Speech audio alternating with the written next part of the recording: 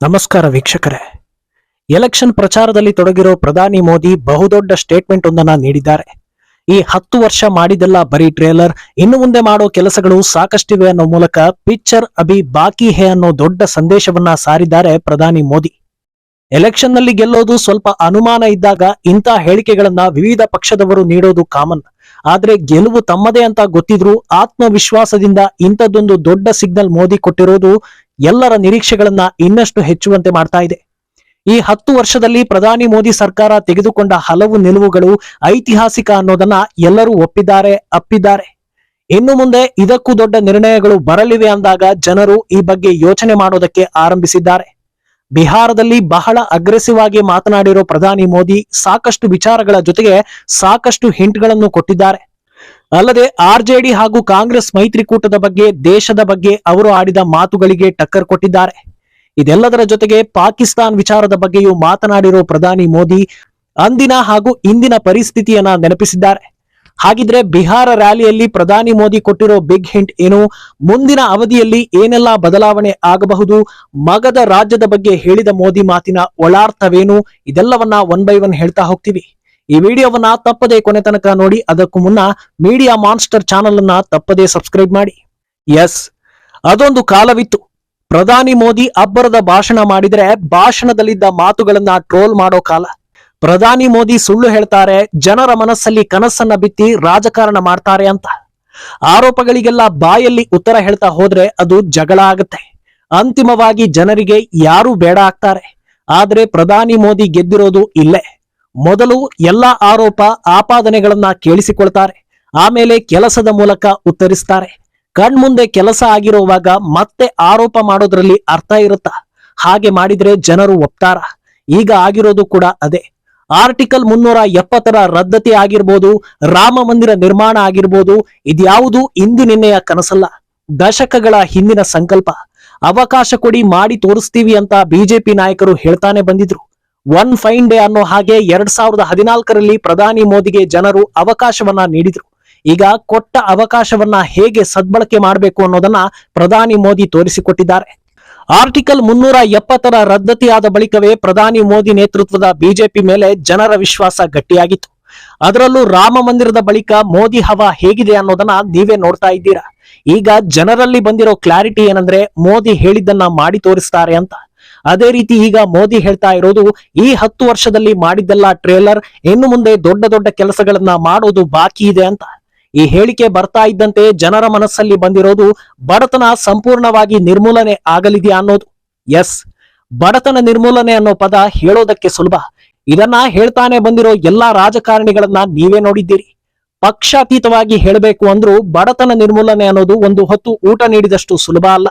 ಅದೆಷ್ಟೋ ವರ್ಷಗಳು ಇದಕ್ಕಾಗಿ ತಳಪಾಯ ಹಾಕಿ ಪ್ರತಿಯೊಬ್ಬರ ಜೀವನವನ್ನ ಅರ್ಥ ಮಾಡಿಕೊಂಡು ಸಮಸ್ಯೆಯ ಮೂಲ ಯಾವುದು ಅನ್ನೋದನ್ನ ತಿಳಿದುಕೊಂಡು ಪ್ರತಿ ಪ್ರಜೆಯ ಜೀವನ ಮಟ್ಟವನ್ನ ಸುಧಾರಿಸದ ಹೊರತು ಬಡತನ ನಿರ್ಮೂಲನೆ ಸಾಧ್ಯವೇ ಇಲ್ಲ. ಆದ್ರೆ ಈ ಬಗ್ಗೆ ಎಂದೋ ಯೋಚಿಸಿರೋ ಮೋದಿ ನೇತೃತ್ವದ ಸರ್ಕಾರ ಪ್ರತಿಯೊಬ್ಬ ನಾಗರಿಕನಿಗೂ ಬ್ಯಾಂಕ್ ಅಕೌಂಟ್ ಮಾಡಿಕೊಡುವ ಮೂಲಕ ಮೊದಲ ಹೆಜ್ಜೆಯನ್ನ ಇರಿಸಿತು. ಈಗ ಮಿಷನ್ 2047ರ ಸಂಕಲ್ಪವನ್ನ ತೊಟ್ಟಿರೋದು ಬಡತನ ನಿರ್ಮೂಲನೆಗೆ ಅಂತ ಚರ್ಚೆ ಆಗ್ತಾ ಇದೆ. ನಾವಿರೋದು 2024ರಲ್ಲಿ.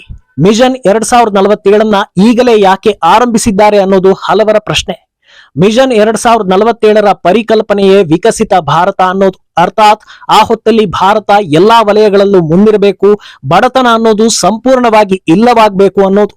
ಈ ಬಾರಿ ಅಧಿಕಾರ ಹಿಡಿತಾ ಇದ್ದ ಹಾಗೆ ಮೊದಲ 100 ದಿನಗಳನ್ನ ಮಿಷನ್ 2047ಕ್ಕೆ ಮೀಸಲಿಟ್ಟಿದೆ ಮೋದಿ ಸರ್ಕಾರ. ಆದ್ರಿಂದ ಈ ಹೊತ್ತಲ್ಲಿ ಒಂದಷ್ಟು ಪ್ರಮುಖ ನಿರ್ಣಯಗಳನ್ನ ತೆಗೆದುಕೊಳ್ಳಬಹುದು ಅನ್ನೋ ನಿಟ್ಟಿನಲ್ಲಿ ಚರ್ಚೆ ಆಗ್ತಾ ಇದೆ. ವಿಕಸಿತ ಭಾರತ ಕುರಿತಂತೆ ತೆಗೆದುಕೊಳ್ಳೋ ಪ್ರತಿ ನಿರ್ಣಯವು ಒಂದಕ್ಕೊಂದು ಲಿಂಕ್ ಆಗಲಿದೆ. ಸದ್ಯ ಸಿಎಎ ಹಾಗೂ ಎನ್ಆರ್ಸಿ ಯಶಸ್ವಿಯಾಗಿ ಜಾರಿಯಾಗಿದೆ. ಈಗ ಎಲ್ಲರ ಕಣ್ಮುಂದೆ ಇರೋದು ಏಕರೂಪ ನಾಗರಿಕ ಸಂಹಿತೆ. ಯುಸಿಸಿ ಜಾರಿ ಬೆನ್ನಲ್ಲೇ ಇನ್ನೊಂದಷ್ಟು ಮಹತ್ವದ ನಿರ್ಧಾರಗಳನ್ನ ಮೊದಲ 3 ತಿಂಗಳಲ್ಲೇ ಪ್ರಧಾನಿ ಮೋದಿ ಕ್ಯಾಬಿನೆಟ್ ತೆಗೆದುಕೊಳ್ಳೋ ಸಾಧ್ಯತೆಗಳಿವೆ. ಅಲ್ಲದೆ ಊಹೆಗೂ ಮೀರಿದ ನಿರ್ಧಾರಗಳು ಹೊರಬಂದ್ರೂ ಅಚ್ಚರಿ ಇಲ್ಲ ಅಂತ ರಾಜಕೀಯ ವಲಯದಲ್ಲಿ ಚರ್ಚೆ ಆಗ್ತಾ ಇದೆ. ಇನ್ನು ಬಿಹಾರದ ರ್ಯಾಲಿಯಲ್ಲಿ ಮುಂದಿನ ಅವಧಿಯ ಬಗ್ಗೆ ಕ್ಲೂ ಕೊಟ್ಟಿರೋ ಮೋದಿ ಇನ್ನೊಂದು ವಿಚಾರವನ್ನ ಹೇಳಿದ್ದಾರೆ. ಅದೇನಂದ್ರೆ ಪಾಕಿಸ್ತಾನ ಮುಂಚೆ ಉಗ್ರರನ್ನ ದೇಶದೊಳಗೆ ಕಳಿಸ್ತಾ ಇತ್ತು, ಆದ್ರೆ ಈಗ ಗೋಧಿ ಕೊಡಿ ಅಂತ ಬೇಡಿಕೊಳ್ಳೋ ಪರಿಸ್ಥಿತಿಗೆ ಬಂದಿದೆ. ಕಾಂಗ್ರೆಸ್ ಕಾಲದಲ್ಲಿ ಅಟ್ಯಾಕ್ ಆದಾಗ ಬೇರೆ ಬೇರೆ ದೇಶಗಳ ಬಳಿ ಸಹಾಯ ಕೇಳ್ತಾ ಇದ್ರು. ಆದ್ರೆ ಈಗ ಭಾರತ ಹಿಂದೆಂದಿಗಿಂತ ಬಲಿಷ್ಠವಾಗಿದೆ ಅಂತ ಹೇಳಿದ್ರು. ಅಲ್ಲದೆ ಮಗಧ ಸಾಮ್ರಾಜ್ಯದ ಉದಾಹರಣೆ ನೀಡುವ ಮೂಲಕ ಯಾರೇ ಕೆಣಕಿದ್ರೂ ಸರಿಯಾದ ಏಟು ಕೊಡ್ತೀವಿ ಅನ್ನೋದನ್ನ ಹೇಳಿದ್ರು. ಆದ್ರೆ ಈಗ ಇದರ ಗೂಢಾರ್ಥ ಏನಿರಬಹುದು ಅನ್ನೋದು ಕೂಡ ಚರ್ಚೆ ಆಗ್ತಾ ಇದೆ. ಯಾಕಂದ್ರೆ ಮಗಧ ಸಾಮ್ರಾಜ್ಯದಲ್ಲಿ ಈಗಿನ ಪಾಕಿಸ್ತಾನವೂ ಕೂಡ ಭಾರತದ ಭಾಗ ಆಗಿತ್ತು. ಆದ್ರಿಂದ ಅಖಂಡ ಭಾರತದ ಬಗ್ಗೆ ಮೋದಿ ಸಿಗ್ನಲ್ ಕೊಟ್ಟಿದ್ದಾರಾ ಅಂತ ಚರ್ಚೆ ಶುರುವಾಗಿದೆ. ಅಲ್ಲದೆ ದಶಕಗಳಿಂದ ಕಾಡ್ತಾ ಇದ್ದ ಪಾಕಿಸ್ತಾನವನ್ನ ಸೈಲೆಂಟ್ ಮಾಡಿರೋ ಮೋದಿ ನೇತೃತ್ವದ ಸರ್ಕಾರ ಮುಂದಿನ ಅವಧಿಯಲ್ಲಿ ಚೀನಾ ಕಿರಿಕಿರಿಗೆ ಫುಲ್ ಸ್ಟಾಪ್ ಹಾಕೋ ನಿಟ್ಟಿನಲ್ಲಿ ದೊಡ್ಡ ಹೊಡೆತವನ್ನ ಕೊಡಲಿದೆಯಾ ಅನ್ನೋ ಬಗ್ಗೆಯೂ ಚರ್ಚೆ ಆಗ್ತಾ ಇದೆ. ದೇಶದ ಹೊರಗಿರೋ ದುಷ್ಟಶಕ್ತಿಗಳು ಒಂದು ಕಡೆ ಆದ್ರೆ ದೇಶಕ್ಕೆ ನಿಜವಾಗ್ಲೂ ಮಾರಕವಾಗ್ತಾ ಇರೋದು ದೇಶದ ಒಳಗಿರೋ ದುಷ್ಟಶಕ್ತಿಗಳು. ಇಲ್ಲಿಯ ಅನ್ನ ಇಲ್ಲಿಯ ಆಶ್ರಯ ಪಡೆದು ದೇಶಕ್ಕೆ ದುಷ್ಕೃತ್ಯ ಎಸಗೋ ಕೆಲಸದಲ್ಲಿ ಹಲವರು ತೊಡಗಿದ್ದಾರೆ. ಇದರ ಬಗ್ಗೆಯೂ ಕೇಂದ್ರ ಸರ್ಕಾರ ಗಂಭೀರವಾಗಿ ಪರಿಗಣಿಸಿದೆ ಅಂತ ಹೇಳಲಾಗ್ತಾ ಇದೆ. ಸಂವಿಧಾನದಲ್ಲಿ ವಾಕ್ ಸ್ವಾತಂತ್ರ್ಯ ಇದೆ ಅನ್ನೋದನ್ನ ದುರುಪಯೋಗ ಪಡಿಸಿಕೊಳ್ತಾ ಇರೋ ಕೆಲವರು ತೋಚಿದ್ದನ್ನ ಮಾತನಾಡ್ತಾ ಇದ್ದಾರೆ. ದೇಶವನ್ನ ಭಾಗ ಮಾಡೋ ಬಗ್ಗೆ ಕೆಲವರು ಮಾತನಾಡಿದ್ರೆ ವೈರಿ ರಾಷ್ಟ್ರಗಳಿಗೆ ಜೈಕಾರ ಹಾಕುವಂತ ಘಟನೆಗಳಿಗೆ ನಮ್ಮ ಕರ್ನಾಟಕವೇ ಸಾಕ್ಷಿಯಾಗಿದೆ. ಮೊದಲಿಗೆ ಈ ಎಲ್ಲಾ ವಿಚಾರಗಳು ಚಿಕ್ಕ ವಿಷಯ ಅನ್ನೋ ಹಾಗಿರುತ್ತೆ. ಆದ್ರೆ ಇವೇ ಮುಂದೆ ದೊಡ್ಡ ದೊಡ್ಡ ದುಷ್ಕೃತ್ಯಕ್ಕೆ ದಾರಿ ಮಾಡಿಕೊಡೋದು. ಆದ್ರಿಂದ ಬಾಂಬ್ ಬ್ಲಾಸ್ಟ್ ನಂತಹ ವಿಚಾರಗಳನ್ನ ಗಂಭೀರವಾಗಿ ಪರಿಗಣಿಸಿರೋ ಕೇಂದ್ರ ಸರ್ಕಾರ ಇದೆಲ್ಲದರ ಮೂಲವನ್ನ ಪತ್ತೆ ಹಚ್ಚಿ ಬೇರು ಸಮೇತ ಕಿತ್ತು ಹಾಕೋ ಬಗ್ಗೆ ಚಿಂತಿಸಿದೆ. ಅಲ್ಲದೆ ತಮಿಳುನಾಡಿನಲ್ಲಿ ಡ್ರಗ್ಸ್ ಮಾಫಿಯಾ ಬಯಲಿಗೆಳೆಯುವ ಮೂಲಕ ಯುವ ಶಕ್ತಿಯನ್ನ ದಾರಿ ತಪ್ಪಿಸುವವರನ್ನ ಹೆಡೆಮುರಿ ಕಟ್ಟಲಾಗಿದೆ. ಆದ್ರಿಂದ ಯುವ ಸಮೂಹದ ರಕ್ಷಣೆಗೆ ಕಠಿಣವಾದ ಕಾನೂನು ಜಾರಿ ಮಾಡೋ ಸಾಧ್ಯತೆ ಇದೆ.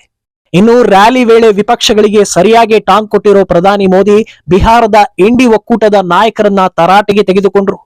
ರಾಮ ಮಂದಿರ ಉದ್ಘಾಟನೆ ಹೊತ್ತಲ್ಲಿ ಕಾಂಗ್ರೆಸ್ ಆರ್ಜೆಡಿ ಏನೆಲ್ಲಾ ಹೇಳಿಕೆ ನೀಡಿತ್ತು, ರಾಮ ಮಂದಿರ ಉದ್ಘಾಟನೆಯನ್ನ ಹೇಗೆಲ್ಲ ವಿರೋಧಿಸಿದ್ರು ಅನ್ನೋದನ್ನ ನೆನಪಿಸಿದ ಮೋದಿ ಅವರ ವಿರುದ್ಧ ಕಿಡಿಕಾರಿದ್ರು.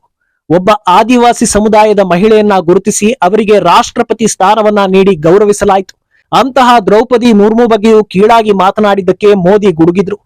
ಭ್ರಷ್ಟಾಚಾರದ ಬಗ್ಗೆ ಉದ್ದುದ್ದ ಮಾತನಾಡಿ ಈಗ ಭ್ರಷ್ಟಾಚಾರ ಕೇಸ್ನಲ್ಲಿ ಜೈಲು ಸೇರಿರೋ ಕೇಜ್ರಿವಾಲ್ ಬಗ್ಗೆ ಪರೋಕ್ಷವಾಗಿ ಟೀಕಿಸಿದ್ರು. ಅಂತವರ ಜೊತೆ ಮೈತ್ರಿ ಮಾಡಿಕೊಂಡಿರೋ ಕಾಂಗ್ರೆಸ್ ಕಾಲೆಳೆದ್ರು. ಇನ್ನು ಲಾಲು ಪ್ರಸಾದ್ ಯಾದವ್ರಿಗೂ ಟಕ್ಕರ್ ಕೊಟ್ಟ ಪ್ರಧಾನಿ ಮೋದಿ ನಮ್ಮ ನಿತೀಶ್ ಕುಮಾರ್ ಕೂಡ ರೈಲ್ವೆ ಮಂತ್ರಿ ಆಗಿದ್ರು, ಆಗ ಎಂತ ಒಳ್ಳೆ ಕೆಲಸವನ್ನ ಮಾಡಿದ್ರು ಅನ್ನೋ ಮೂಲಕ ಮೇವು ಹಗರಣವನ್ನ ನೆನಪಿಸಿದ್ರು. ಅಲ್ಲದೆ ಲ್ಯಾಂಡ್ ಫಾರ್ ಜಾಬ್ ಸ್ಕ್ಯಾಮ್ ಬಗ್ಗೆಯೂ ಮಾತನಾಡಿದ್ರು.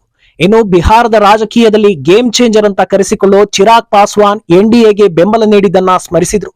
ನನ್ನ ಚಿಕ್ಕ ಸಹೋದರ ಅಂತ ಹೇಳಿ ಕೊಂಡಾಡಿದ್ರು. ಅಲ್ಲದೆ ಬಿಹಾರದಲ್ಲಿರೋ 40 ಸೀಟ್ಗಳನ್ನ ಎನ್ಡಿಎ ಮೈತ್ರಿಕೂಟಕ್ಕೆ ಗೆಲ್ಲಿಸಿಕೊಡೋ ಮೂಲಕ ಐತಿಹಾಸಿಕ ಗೆಲುವಿಗಾಗಿ ಸಹಕರಿಸಿ ಅಂತ ಜನರಲ್ಲಿ ಮನವಿ ಮಾಡಿದ್ರು ಪ್ರಧಾನಿ ಮೋದಿ. ಒಟ್ನಲ್ಲಿ ಪ್ರಧಾನಿ ಮೋದಿ ನೀಡಿರೋ ಒಂದು ಹಿಂಟ್ ನಾನಾ ರೀತಿಯ ಚರ್ಚೆಗಳಿಗೆ ದಾರಿ ಮಾಡಿಕೊಡ್ತಾ ಇದೆ. ಆದ್ರೆ ಪ್ರಧಾನಿ ಮೋದಿ ಇಷ್ಟು ಕಾನ್ಫಿಡೆಂಟ್ ಆಗಿ ಹೇಳ್ತಾ ಇದ್ದಾರೆ ಅಂದ್ರೆ ದೊಡ್ಡ ನಿರ್ಣಯ ಕೈಗೊಳ್ಳೋದು ಗ್ಯಾರಂಟಿ ಅನ್ನೋದು ಅವರ ಕಾರ್ಯವೈಖರಿ ನೋಡಿದ್ರೆ ಗೊತ್ತಾಗುತ್ತೆ. ಆದ್ರಿಂದ ಮುಂದೆ ಏನು ಆಗಲಿದೆ ಅನ್ನೋದು ಸದ್ಯಕ್ಕೆ ಕುತೂಹಲ. ಈ ಬಗ್ಗೆ ನಿಮ್ಮ ಅಭಿಪ್ರಾಯವನ್ನ ತಪ್ಪದೆ ಕಾಮೆಂಟ್ ಮೂಲಕ ತಿಳಿಸಿ.